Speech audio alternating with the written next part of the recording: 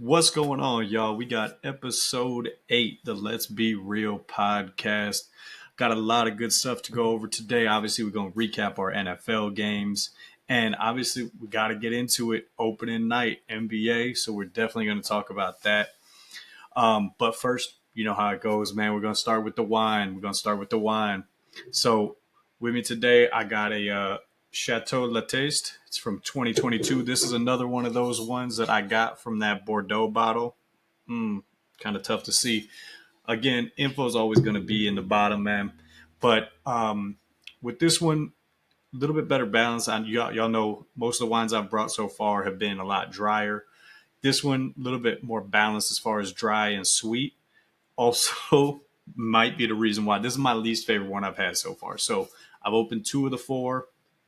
This one firmly in last place right now, but we'll see how the other 2 go. And again, so far, I would say for $40, man, that Costco box with the one good wine, this one's all right. But definitely a solid buy so far. But we'll see how the other 2 go. That might change a little bit.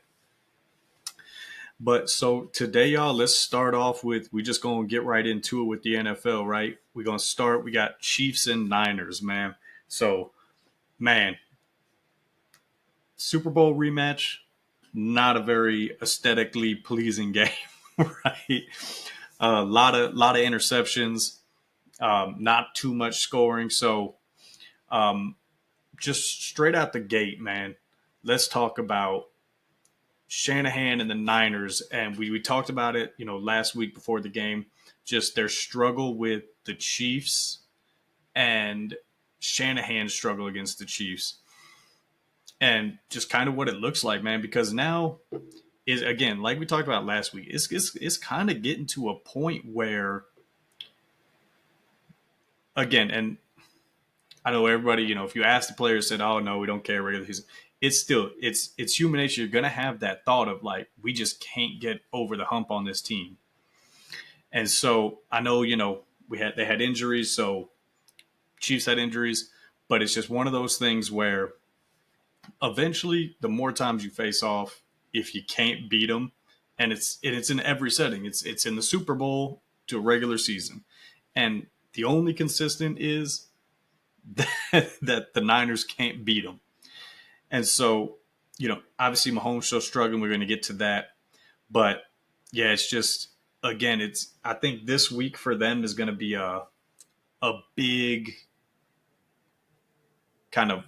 I thought it was a must win for them last week against the Chiefs, just for a mindset purpose if they were to make it to the Super Bowl. Now you're kind of getting to the point where if you're the Niners, it's like, okay, we can't even be thinking about the Super Bowl. We got to make sure we get in the playoffs. They're sitting third in their division, and you got the Cowboys coming up, a team that you've typically dominated, and a team who's also got its own demons it's fighting right now.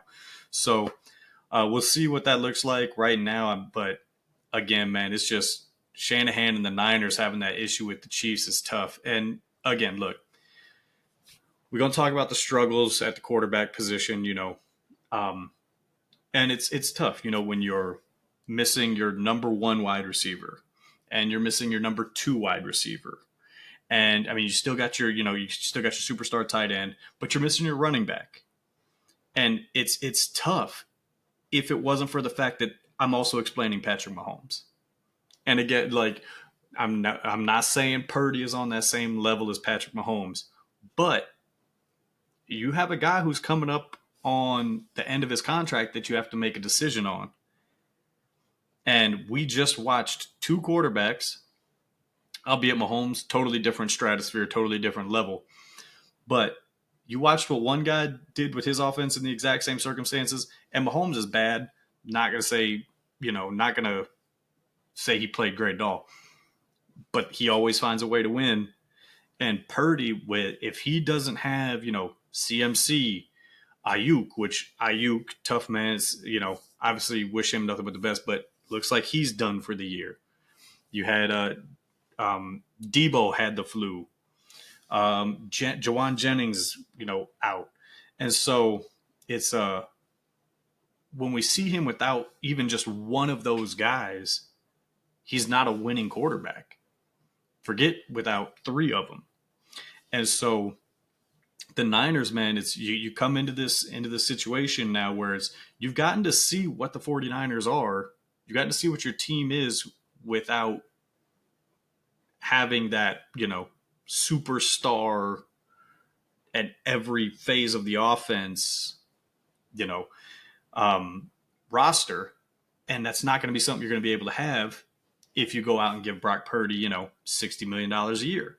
We see that with the Cowboys right now in Dak, where it's like you got Dak and you got CD, and that's about it. And so, this is what it's going to look like moving forward for your offense. And so it's just, again, they're going to have a tough decision to make, whether it's, if Purdy ends up taking a more team friendly deal so they can keep some of those pieces. But I don't see a team friendly enough deal that they can keep this level of talent. And so I think, moving forward, you as a Niners fan, it might be more days like Sunday moving forward than you're accustomed to. And so obviously we'll see what happens with that. But other side of the football, man, like I said, Mahomes also did not play great. His struggles continuing, but finding ways to win, man. And it's just Mahomes is one of those guys, man. If it doesn't matter how bad he's playing, he's, we looked at the game, even just this game last week, man. When you look at it, struggling all game, but the biggest plays from that game, as far as like highlights I remember, is his 30-yard run down the sideline, and then followed that up with his own touchdown run where, he lit up the guy who had been lighting up their receivers all game. And so he's a guy who finds a way to win. As far as his struggles, man, I don't know what it is, whether it's just, obviously we saw one of the interceptions. I can't really, both of them really, it's tough to fault him. He had one ball bounce off Juju. That one gets intercepted. Another one that, he's looking for Worthy, and Worthy falls down. And so, I don't know if it's just not great timing with them or if it's just, trying things out. But the struggles that he's been having, they're obviously, it's clear. But then at the same time, when if you look at his stats in the fourth quarter as far as touchdowns to interceptions, completion percentage, passing yards, QBR, all of those in just the fourth quarter are top 5 in the league. And so when it comes down to, okay, we need to make it happen during the winning time of the game, he's shown that he's still at an all-time elite level. It's just kind of weird that we're not seeing that through the game. Like I said, I don't know if it's just them trying different things, trying to get on the same page. And then when the fourth quarter comes, it's like, all right, we need to tighten everything up and stick with what works. But it's going to be interesting to kind of see how that works moving forward.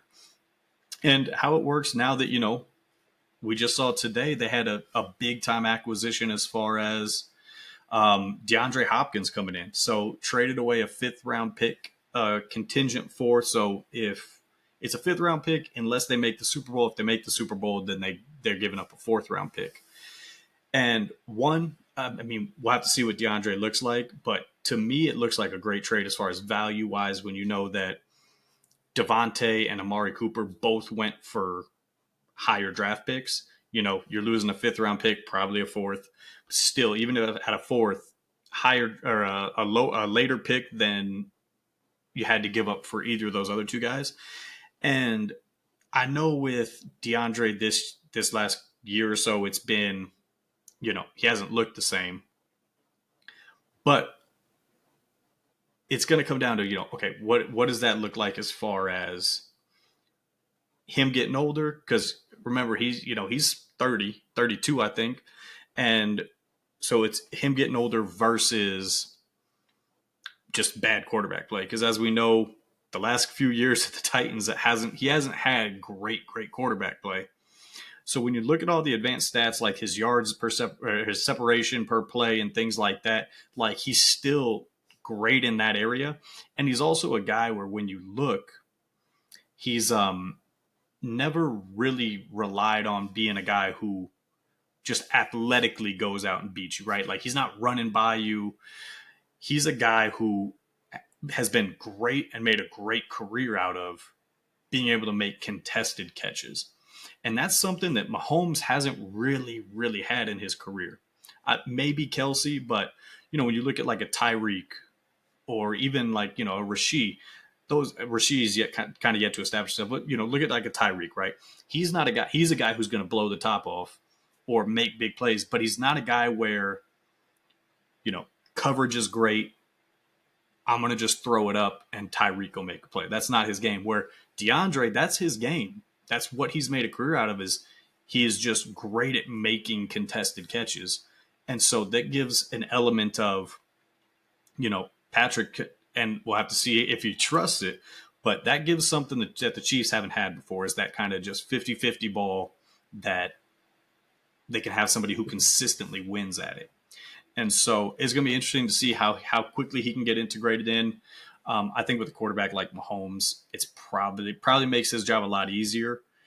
But again, we'll also have to just see if age is finally going to catch up to him. Obviously this is a move they're making just for this year. He's not going to be signed past it. And so good for D-Hop, gives him a chance to play in some big-time football games, hopefully get a Super Bowl, hopefully get a Super Bowl ring. And for the Chiefs, again, it gives you kind of that weapon that, I've been saying they should be going after. A lot of people say they should be going after. So we'll just kind of have to see how that works. But going from, and I was going to say going from bad football quarterback into good quarterbacking, but I don't even know if this is considered good quarterbacking, man. We got Texans and Packers. And so, look, I'm going to start from Green Bay. As y'all know, I've said it since one of the first episodes, if not the first episode. Like, I do not believe in Green Bay. I think they're more so the team we saw first half of last year and second half. But they keep on winning, man. That defense is playing incredible. They held CJ to 86 yards, I think it was, last week. But regardless, it was 86 yards. We're just going to say that. But, man, defense has been playing well. They've really been stepping up for the Packers, which is something, they've always had a talented defense, but not a defense that we've seen really shine. And so they're playing great.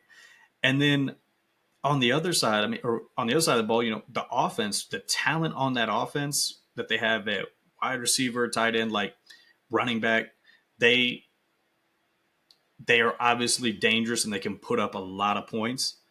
But at the end of the day, man, it's going to come down to Jordan Love. And, I said it on the last episode. I thought this was going to be the week where it kind of caught up to him. And it almost did, because, they're in a game that they could very easily lose at the end because Jordan Love just can't keep the ball safe. And he gives them a chance to go down and win it. And so I think, it's just kind of what you're going to get. I think the big comparison everybody's been given, right, is Jordan Love is very, very similar to, Brett Favre as far as he's a gunslinger. I didn't get to watch too much of Favre, especially not when he was, out there, in his prime. But the one thing I'll say from Jordan Love, man, is he's very just boom or bust, man. It's because he's going to put the ball up there and just pray that his receivers are going to come down with it. He makes plays where you can't believe he made the throw, but then he also makes plays where you're like, you cannot believe he made that throw. Like just throwing the ball up like a punt and his receivers are coming down with it. But again, it's you can't play quarterback like that to that level of gambling and win consistently, in my opinion, and definitely not win a Super Bowl. I think when you get to teams that, are true contenders, that's just your big weakness, or one of the weaknesses on your team can't be that your quarterback is going to throw a bunch of 50-50 balls that he hopes his wide receivers come down with. And so, I don't know if that means as they get into these bigger games, LaFleur kind of reins him back and makes the offense a lot more, simple, and not letting him get too off script with it. Because I think if they do end up in the playoffs, which looks like they should, but if they do end up in there and that they do end up losing, my guess would be it's because of some Jordan Love interceptions that, were just bad interceptions. So we'll have to kind of see how that plays out for the rest of the year. But on the other side, man, CJ and the Texans, man, I said they were going to struggle without Nico. And again, man, we're 86 yards from CJ in the air, and they just couldn't get it going, man. Joe Mixon obviously had a huge day for them, and he's been a huge bright spot for them. And thankfully, because, you know, he's really what him and the Jordan Love interceptions are really what kept them in this game. And so it's nice as far as from a Texans point of view where, you're down your top receiver, your other receivers, aren't number one options, especially with Stephon, like not anymore. But it's nice to be able to have a guy like Mixon in your backfield where they still have to respect the pass because you still have CJ Stroud under quarterback, and Stephon and Tank Dell are still good receivers. But to be able to rely on Mixon to have big days takes a lot of pressure off CJ, where you can almost win a game where you throw for 86 yards. Obviously, we'll have to just continue to monitor Nico Collins and the hamstring and how this team looks. But again, I think without Nico there to really kind of threaten the defense deep, it's gonna be tough for Stephon and Tank to really get it going, and CJ to really get it going. So they just, hopefully they can keep riding Mixon on this, and then you get Nico back soon. But we'll have to see what happens. And so moving into, one of the big ones, then look, I got some heat for my take on this already on social media. Look, I stand by it. But we're going Vikings and Lions, man. So obviously my biggest thing was coming in was I thought the Vikings probably going to take this one because I thought they were going to be able to get pressure on Jared Goff. I thought the Lions weren't going to be able to defensively really play up to where they have been playing without Hutch there, obviously. And so I'm going to say one right, one wrong. Because Jared Goff, man, look, he might be in the lead for MVP right now. Because between him and Lamar it's going to be tough just because, he got the MVP last year and his playoff struggles.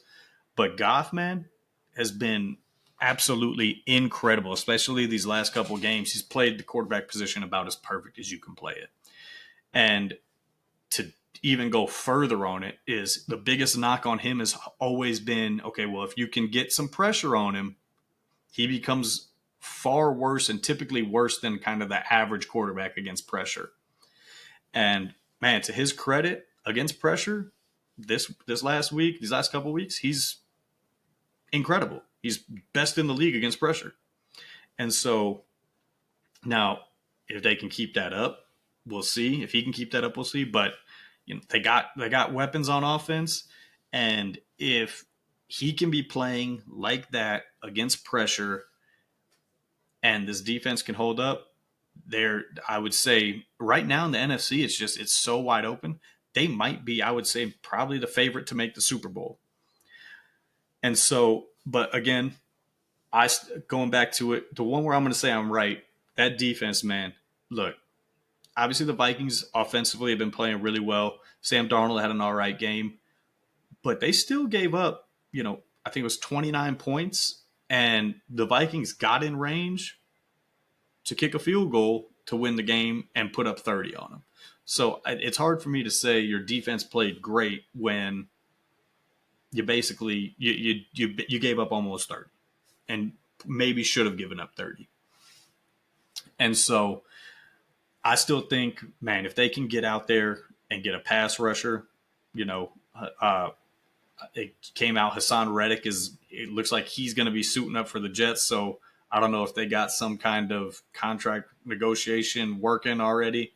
But, man, if you can get, like I said, my biggest one was Max Crosby for the Lions. I think he just fits perfectly. Who knows? Again, rare to say he's not on the market, but I think just throughout the year, the Lions, they're gonna need that pass rush. They're gonna need that pass rush because that secondary of that defense is not great. And if you can't get to the quarterback, and they got to him, they got to Darnold this week. I don't know if that's going to be able to sustain, but if they can, man, that's what they're going to need to do because that defense can give up big plays if they don't. And so we'll see what happens. But moving on to the Viking side, obviously, not a great game from them.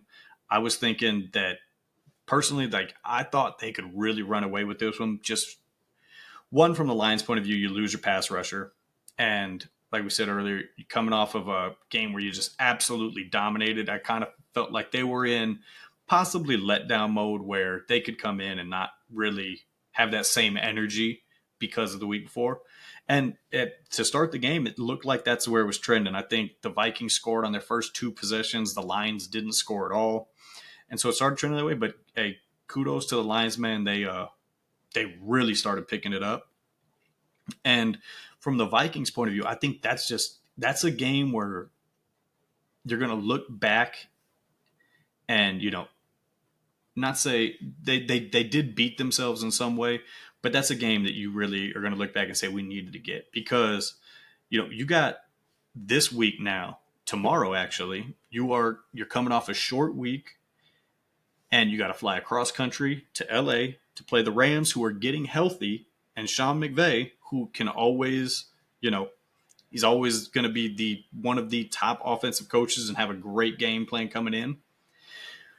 And so all that, and then it just tops it off where the Lions, their opponents that they play the next week. So in this case, like the Vikings, right? So like Lions played them this last week. Lions played the Vikings this last week. Vikings coming into this week. So those teams have yet to win a game after the week after they play the Lions. Now, the Lions play a very physical brand of football and they really beat up teams. And so you couple that in with the fact that you're on a short week, you're going to a guy who's one of the best offensive play callers and game planners in the league in his house when they're getting everybody healthy. I would say the Vikings, it seems very likely that they continue that trend of teams that play the Lions losing that following week. And so that's why I think that game this last week against the Lions was so big for them. Because now, not only do you drop in the standings because they have the tiebreaker, now you're looking at taking another loss this week. And now you're 5-2. See what happens with the Lions, see what happens with, the rest of the division. But that division is tough, man. And so those are games you can't drop when, especially when you get out and you have the start you do.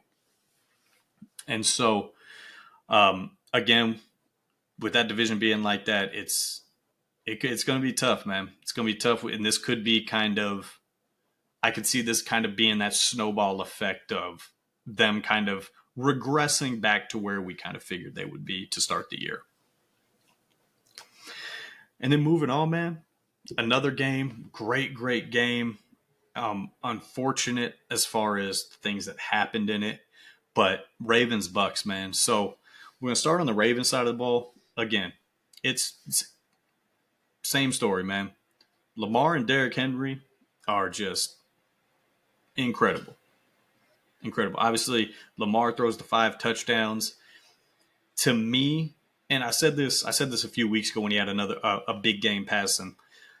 To me, for them to win consistently in the playoffs or win a Super Bowl, that can't be the game plan.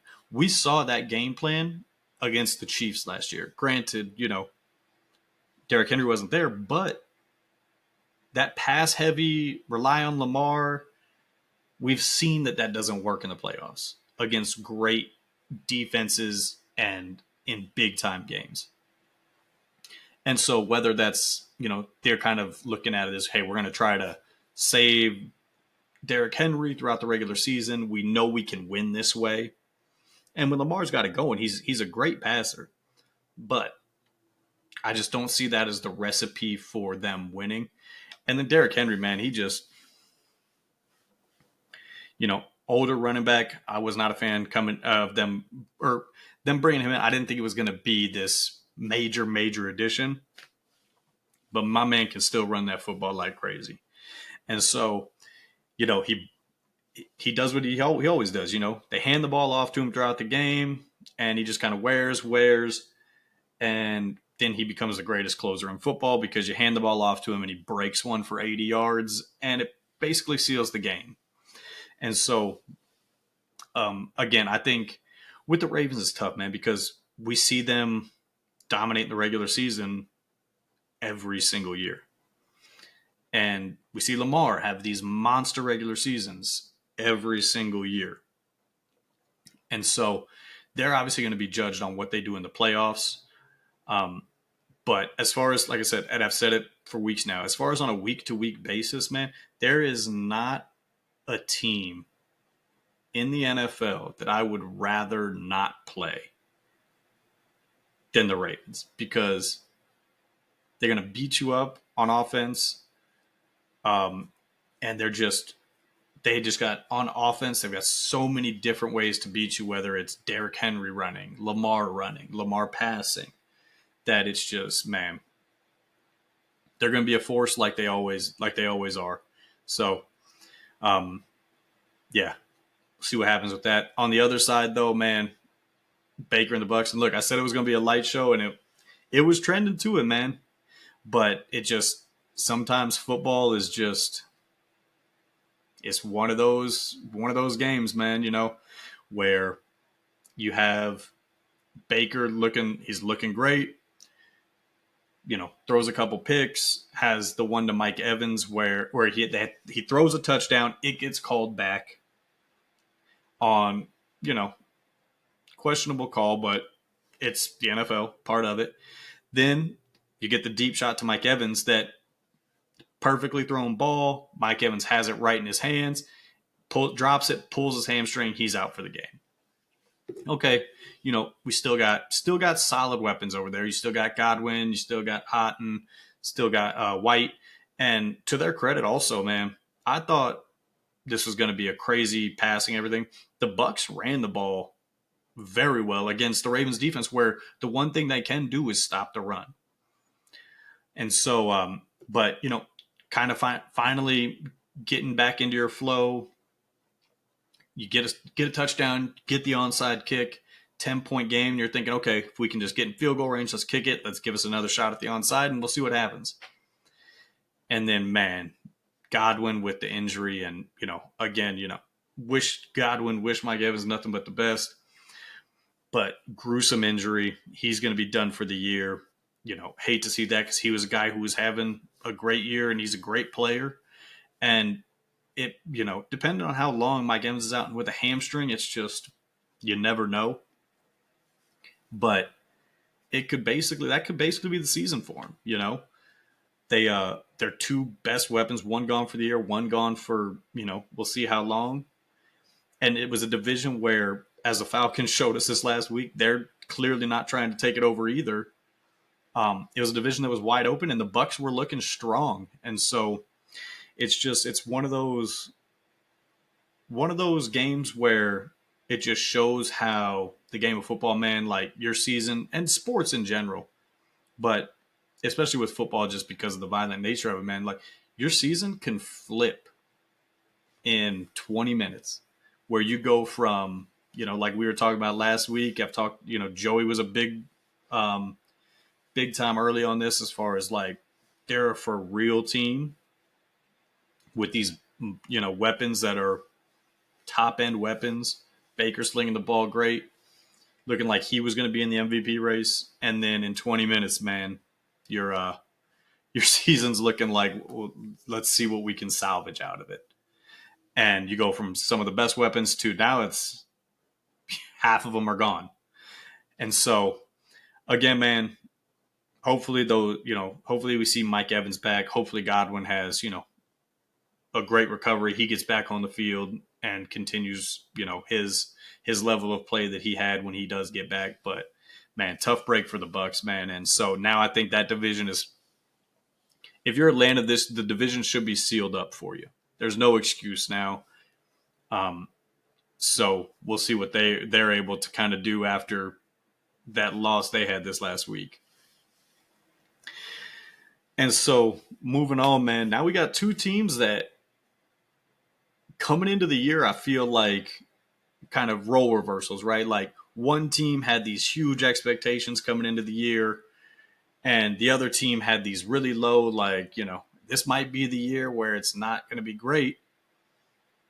And we just see them kind of both flip on their heads. So we got the Steelers and Jets. And so, coming into the year, like I said, the Jets with these super lofty expectations, thinking like, hey, we got Aaron Rodgers healthy this year. We brought in these weapons.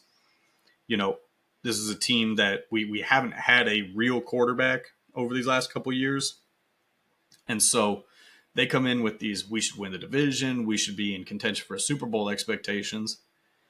And now they're sitting at the bottom of their division and just looking really Jets like. And the Steelers, man, you got that. They're a team where coming into the year, it was a legitimate question of, was Mike Tomlin's winning season record going to be in danger this year? And now they're looking, 5-2, looking like they might be a team that is going to win their division, possibly, and almost definitely be a playoff team. And so I want to start on the Steelers side of it. And so obviously coming into the game, we had the kind of Russell Wilson kind of why is he starting kind of debate. And, he came out obviously in the first couple drives looked awful and looked exactly why I had said that the reason he's starting is because he's got something else going on. There's something outside of what we see at the practice, right?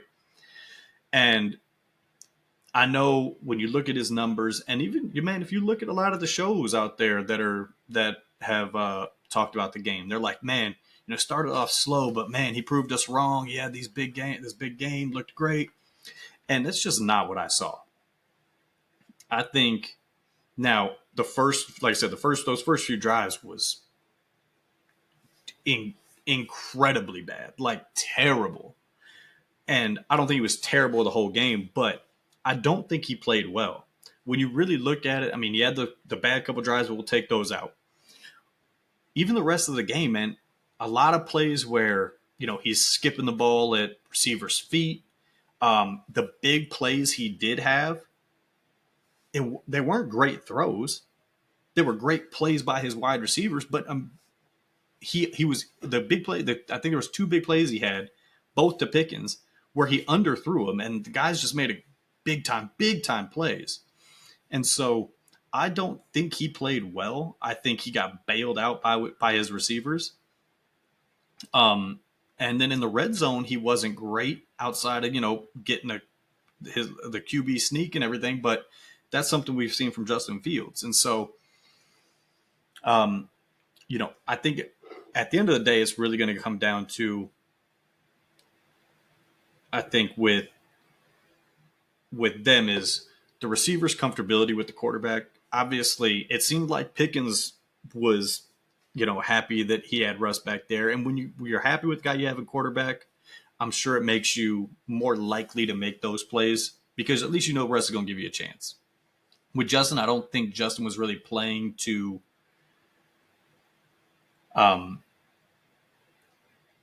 like the ability of where he thinks he can give those guys a chance. I think he was playing as far as like, okay, I need to just make sure I don't turn the ball over.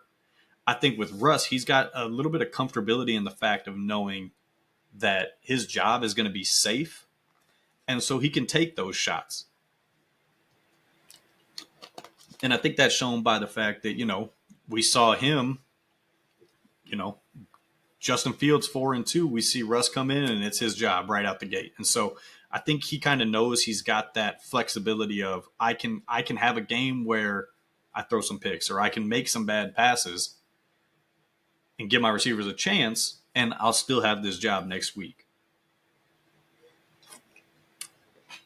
And so, we'll see moving forward. Again, I wasn't impressed with it, but if, you look at the stat line or you listen to some guys on ESPN, Fox, all that, like you would, it's they all think he had a great game. It's just, again, it's not what I saw.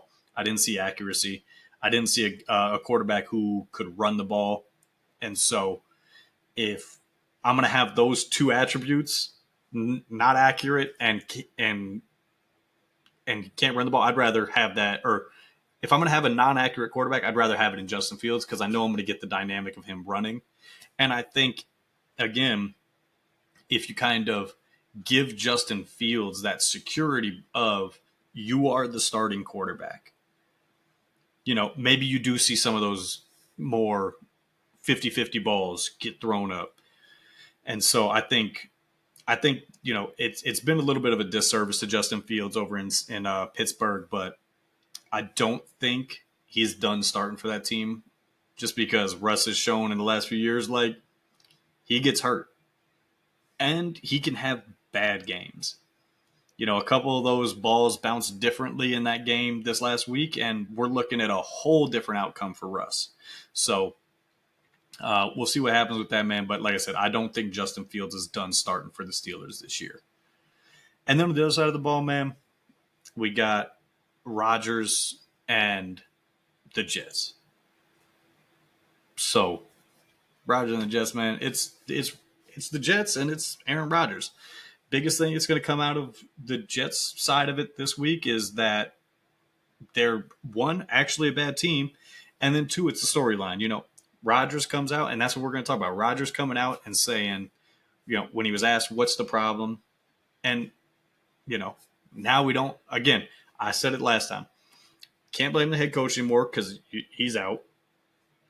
Can't blame the receivers anymore because you got your guy in there. They went and got Devontae for you, who his biggest play of the game and his biggest highlight of the game was a tackle that he made on an interception. So he comes out and it's, what's the issue with this team? Why do you guys think you're playing like this? And he says that, we're not having fun out there. I'm gonna let y'all think about that just for a second. Aaron Rodgers, when asked why the Jets are struggling, he said, "We're not having fun."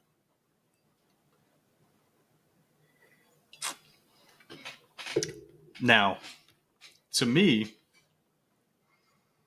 one, losing isn't fun. If I'm a wide receiver and my quarterback's throwing interceptions, it isn't fun. And to Aaron's credit, he said, that starts with me. I gotta get us in the right headspace. But it's like, if you're not in the right headspace, playing in a primetime football game when you need a win and you just brought in a big time receiver, I don't know what's going to get you there. And as an athlete, if the whole we're not having fun out there is a great excuse if you're playing in elementary school or middle school.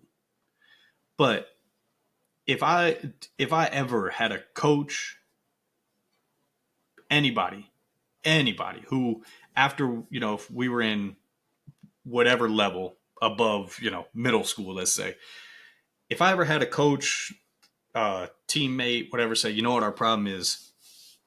We're not having fun.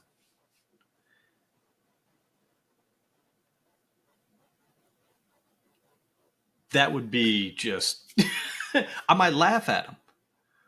Because what are you talking about? Fun isn't what wins. Attention to detail, having a good team, playing well. And I know some of y'all are going to say, oh, well, if you're playing well, if you're having fun, you'll play well. It's not how it works. It's not how it works. I'm going to let y'all know that right now. That is just not how athletics works. You know what's fun? Winning is fun. Making big plays is fun. But you're not doing those. So, yeah, it's going to be a little bit of a rough time in your locker room. But no matter how long of a losing streak, whatever we had, there was never a time coming into a game where I wasn't ready to play. And I don't think I ever had, was a time where I was like, oh man, we're going to have so much fun tonight before the game. So to me, what that says is Aaron Rodgers is basically telling this, dude, I don't know what the problem is. I got no issue. I don't know what the issue is. We're just not winning games, but I couldn't tell you what it is. So we're not having fun. And to me, the reason why Aaron probably feels like that, as far as, he doesn't know what the issue is, doesn't have a real reason, it's because he is the reason. But Aaron Rodgers is never going to look at himself as being the reason that they're not winning. And so to me, it's very apparent. The real reason you guys are playing bad, it's not fun. It's the person that is at the podium. It's Aaron Rodgers. And he's also, let's not forget, when he's talking about having fun, you know what else isn't fun? Going into a workplace where you have somebody who is a big time person, and this could be in football, basketball, your corporate job, wherever. You know what doesn't bring a good environment into your workplace? When somebody at somebody important in the company or on the team is consistently blaming other people, and you have people that are walking on eggshells around him because, well, I don't know, what he's going to say about me. I don't know what he's going to say at the podium. I don't know who he's going to try to get traded. I don't know if I'm the next person he's going to throw under the bus. And so when you have that environment, that's directly from you, Rodgers. Like, you are breeding that environment. So yeah, if it's not fun, you need to go back about 4 or 5 weeks, maybe, to the, what? So the in between time from when you said we have to learn how to deal with success, from that point till now, that whole middle ground where you're blaming coaches, kickers, wide receivers, it's what you've caused. It's the environment that you have caused. So if it's not fun, you are right. It does start with you, but it starts with you about 4 weeks ago. And again, the reason is you're not playing good football. So, we'll see what happens. At this point, the Jets are the Jets are the Jets. They're a bad team with now some big names on it. And so I don't really see how they turn this around. I can't see them in the playoffs. And what that means for everybody else, what that means for Rodgers moving forward, I guess we'll have to wait and see. But yeah, going to be an interesting rest of the season for the Jets, and we'll see who kind of survives it during the offseason. And so, man, next we're going to move into, it's my time of year, y'all. It's my time of year. We are moving into the NBA. So, y'all, we got basketball opening night last night. And so y'all know I'm ready for this. At this point now, the football is kind of just, it's going to be more for y'all. I'm ready for basketball and to talk about basketball. I do love talking about football too, but this is where, this is what I've been waiting for. And look, we're going to do a whole special podcast on the NBA here, probably in the next week or so, where it's just going to be an NBA special, and we'll go through all that. But for now, man, opening night, great matchups. We had the Knicks and Celtics, and we had the Lakers and the T-Wolves. And so we're going to start with Knicks Celtics. And so you got the new look Knicks versus we're going to bring everybody back on new contract Celtics. And so we're going to start off on the Knicks side, man. And start off with the pieces they brought in, right? Because, look, I was on record. I said it on the podcast when they made the trade to bring Cat in. I thought it was a great move. I still think it's a great move. I think it's going to work out. But obviously, maybe not as seamless of a fit as maybe me and a lot of people thought it would be coming out. Because Cat, 12.7 boards, not to me, for the Knicks to be great, he needs to be kind of 1A as far as their scoring options, Jalen Brunson 1B, because look, Brunson is great, and I love Brunson. Skills are incredible. Skill set is incredible, but it's just if you're gonna be true contenders, then a smaller guard who, and no disrespect to Jalen Brunson, man, but he's not that kind of elite level talent in the NBA, which Cat is. And so that's why Cat, I feel like, needs to be that guy on this Knicks team. Or at least if he can take on, and look, I'm not saying these are comparable players, but even if it's just like a Steph and KD, where Steph was the clear leader, it was his team, and still like had the ball a lot, but KD was kind of that big time scorer. Like he was the guy, right? I think that's what they need if they're going to be true contenders. Because Cat is the guy who's got this immense talent, and can shoot it from the outside, has the skills and the body type where he can play inside, can shoot the mid range, has a post game. Like he can do a lot of things, especially offensively on the court at a high level. And so I think what it's going to be a lot of is really him and Brunson really trying to figure that out. Obviously, Brunson still had a solid game, but I think for them to be playing at their best, that's what they need. And then on to their other big addition is Mikal Bridges, man. And he's a weird one, man, because, I mean, look, obviously he's going to give you great defense. He's got great length, great defender, great wing defender, probably one of the best in the league, and he's going to be able to guard a lot of different positions at a high level, which you need if you're going to be a championship team, because all the best teams in the league, most of them have elite level wings. And so you need that. But I don't know what look, and I'm not saying his shot was great to begin with, but them changing it. I've never been a big proponent of changing your jump shot later in your career or like later in your life. And by later in your life, I mean even at like 19, 20 years old. If you've shot the way you have, and look, he's an NBA player, he's been a good shooter, like why change it? It's not broken. And so like Ben Simmons, I get it. Ben Simmons can't shoot a lick. So it's like, yeah, let's try some things out. But Mikal, his jump shot wasn't bad. I mean, it was funky looking, but it worked. And so I don't understand the whole reasoning behind changing it. And it showed last night. He struggled. And, I think for this Knicks team, along with Cat being that 1A, Brunson 1B, the other thing they need is they need guys to hit shots. And so, Josh Hart isn't known as a great three-point shooter. Cat's a great three-point shooter. And so I think you need, Anunoby, not a great three-point shooter.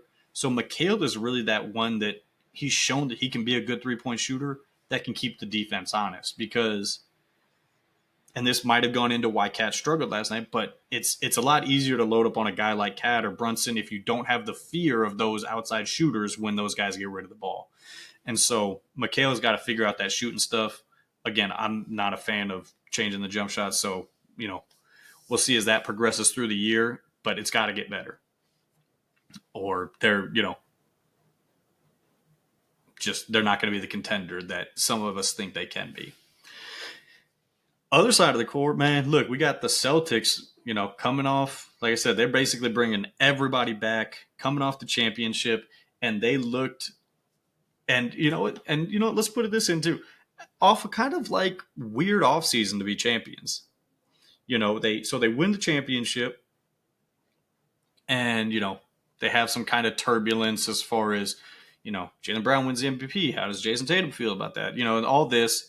Then you have the Olympics where Jaylen Brown gets left off the team, and the other four starters, or I guess not the four, but three of the other four starters for the Celtics are on Team USA, and they pick one of his teammates instead of him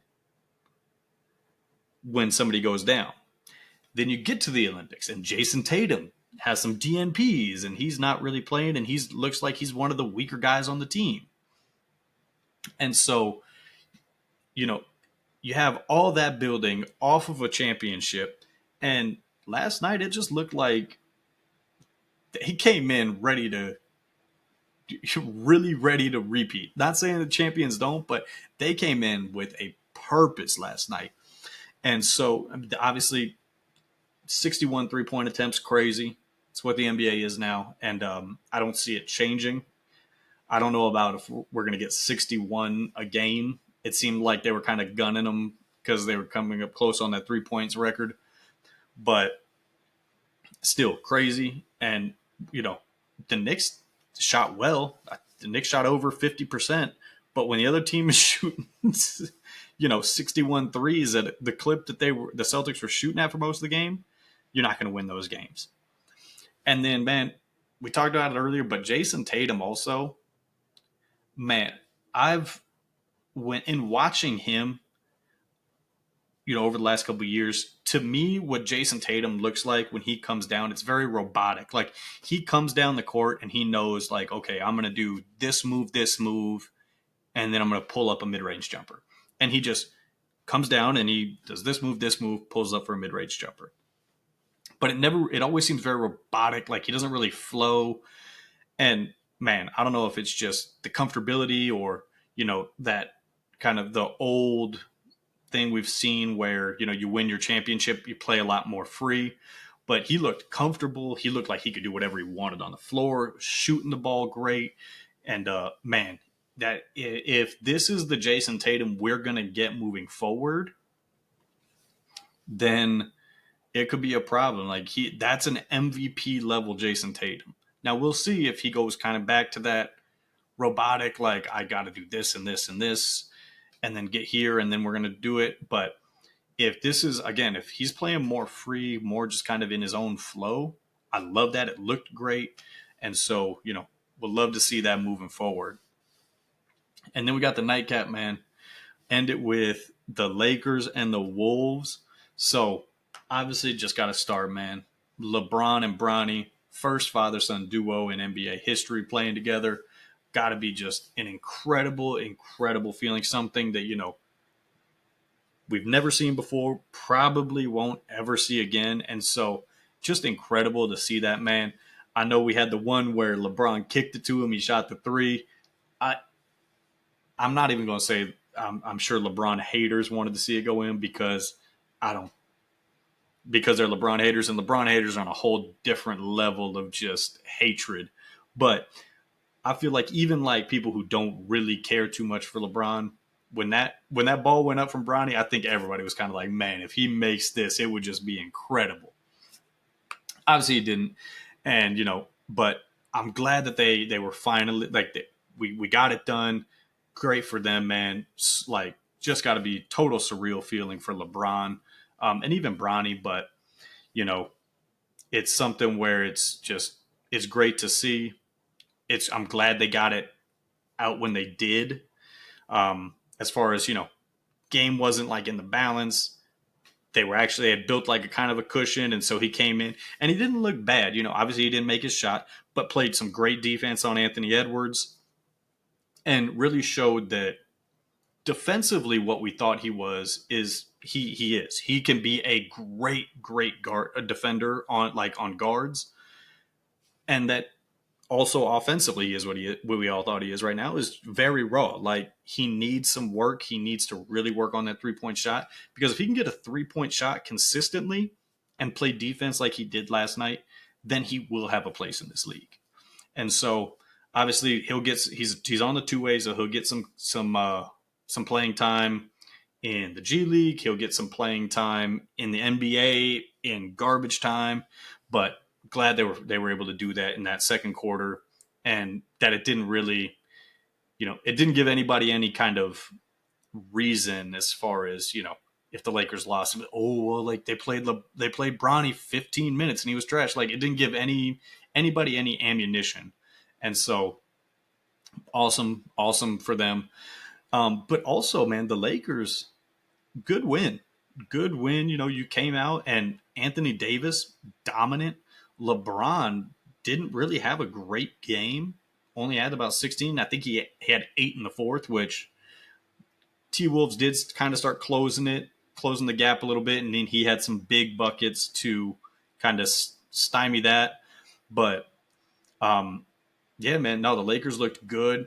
AD looked like, and he even said it after the game. He had a comment about Gobert winning that Defensive Player of the Year, but he looked like he came out to show everybody why Gobert shouldn't have won that award. And just utterly dominant, crashing the offensive glass, offensive rebounds, hitting jump shots. And so if this is the Anthony Davis, but this is, again, this has kind of been the Lakers thing since he got there, is Anthony Davis playing at his peak level is just elite. Like we saw last night, he's elite. But the problem is we don't get that on a night to night basis. And so, we'll kind of see if, JJ tries to really make that a concerted effort this year for the Lakers of like, no, we are establishing AD. And Bron does take that step back, like, we've been thinking he might for the last few years.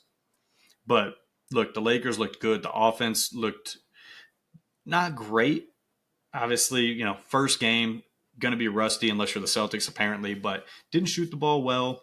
I would say, they're still not going to be a great 3-point shooting team, which is how they're constructed, but they're not going to be as bad as they were last night every game. So, but I did like a lot of what I saw defensively, still solid.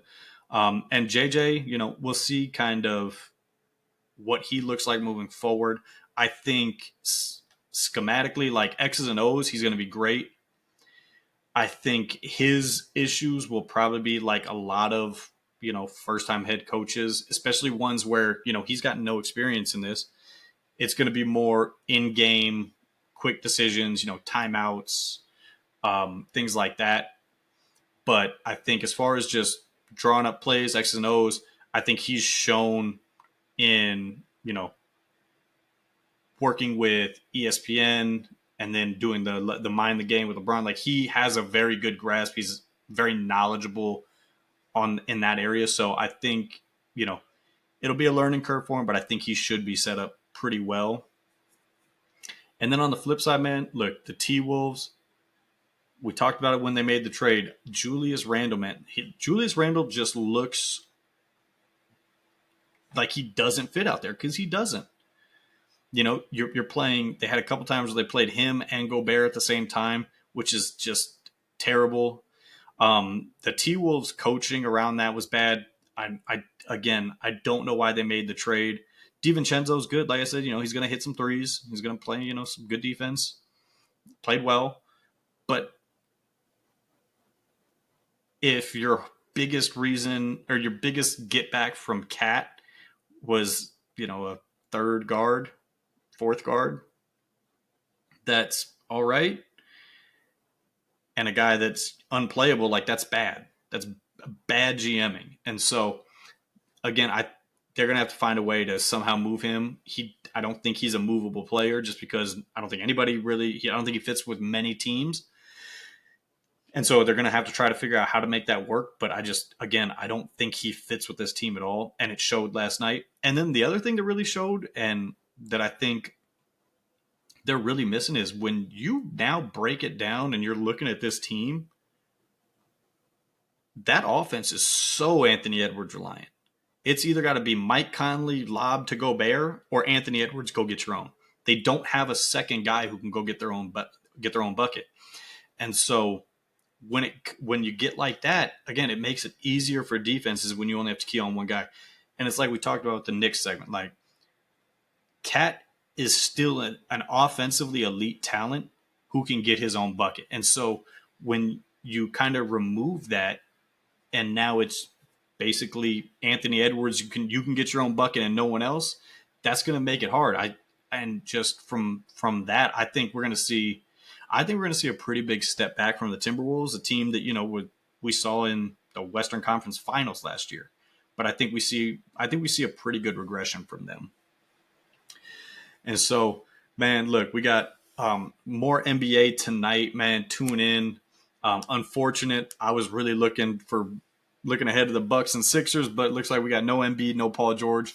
We're going to dive into that on that NBA podcast also, that NBA special edition. But look, appreciate y'all. Look, we're on YouTube, Apple Podcast, Spotify Podcast. Like, subscribe, follow us on social media. Appreciate y'all. And yeah, we'll talk to you next time.